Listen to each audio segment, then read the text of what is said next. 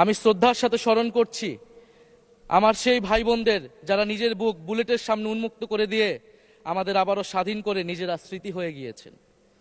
আমরা তাদের শাহাদাত কবুলের জন্য মহান আল্লাহর কাছে দোয়া করছি।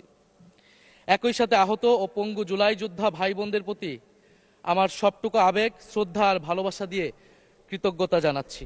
তাদের সুস্থতা কামনা করছি। তাদের অমূল্য জীবন, রক্ত আর অপরিসীম ত্যাগের ফলে আমরা আজ সংসদ সদস্য।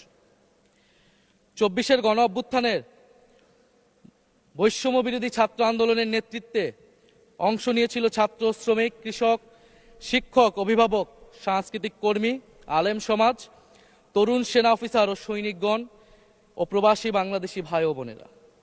অভ্যুত্থানে গুরুত্বপূর্ণ ভূমিকা রেখেছে আমাদের নারী সমাজ। সামনে থেকে নেতৃত্ব দিয়েছে ও নির্যাতিত হয়েছে।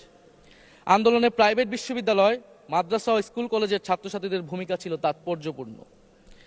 গণ অভ্যুত্থানে ভ্যানগার্ডের ভূমিকা ছিল ফ্যাসিবাদ বিরোধী রাজনৈতিক দলের নেতাকর্মীরা। স্মরণ করছি ছাত্রদল, ছাত্র শিবির, ছাত্র শক্তি, ছাত্র অধিকার পরিষদ এবং বিভিন্ন ইসলামপন্থী ও বামপন্থী ছাত্রকর্মীদের যারা সাহসিকতার সাথে লড়াই করেছিল বৈষম্য বিরোধী ছাত্র আন্দোলনে।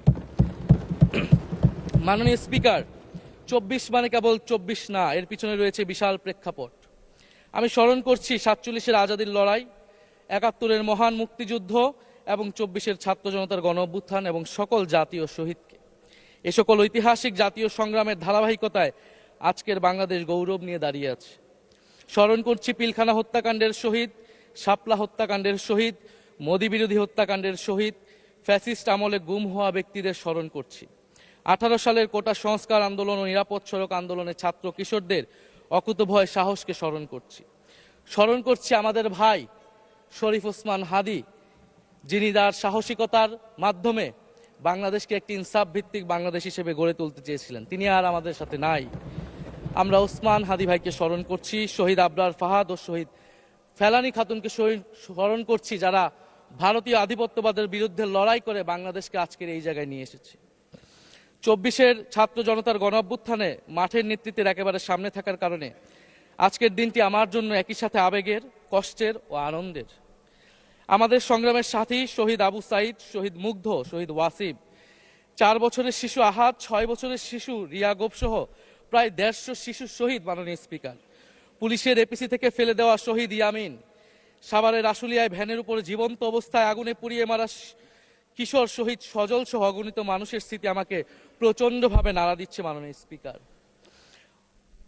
স্পিকার, আপনি মাননীয় সংসদ নেতা, বিরোধী দলীয় নেতা সহ সংসদের সকল সদস্য এবং আপনার মাধ্যমে দেশবাসীর উদ্দেশ্যে আরো স্মরণ করিয়ে দিতে চাই মাকে উদ্দেশ্য করে লেখা চিঠি 10ম শ্রেণীর ছাত্র শহীদ আনাসের, যিনি বলেছিলেন, একটি প্রতিবন্ধী কিশোর, 7 বছরের বাচ্চা, ল্যাংড়া মানুষ যদি সংগ্রামে নামতে পারে তাহলে আমি কেন বসে থাকবো ঘরে? একদিন তো মরতেই হবে, তাই মৃত্যুর ভয় করে স্বার্থপরের মতো ঘরে বসে না থেকে সংগ্রামে নেমে গুলি খেয়ে বীরের মতো মৃত্যু অধিক শ্রেষ্ঠ। যে অন্যের জন্য নিজের জীবন বিলিয়ে দেয় সেই প্রকৃত মানুষ।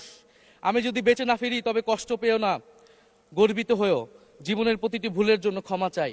আনাস তার মাকে এই চিঠি লিখে রাস্তায় নেমে গিয়েছিলেন, শহীদ হয়েছিলেন। মাননীয় স্পিকার, যাদের আত্মত্যাগের কারণে আজকে আমরা এখানে বসে কথা বলতে পারছি।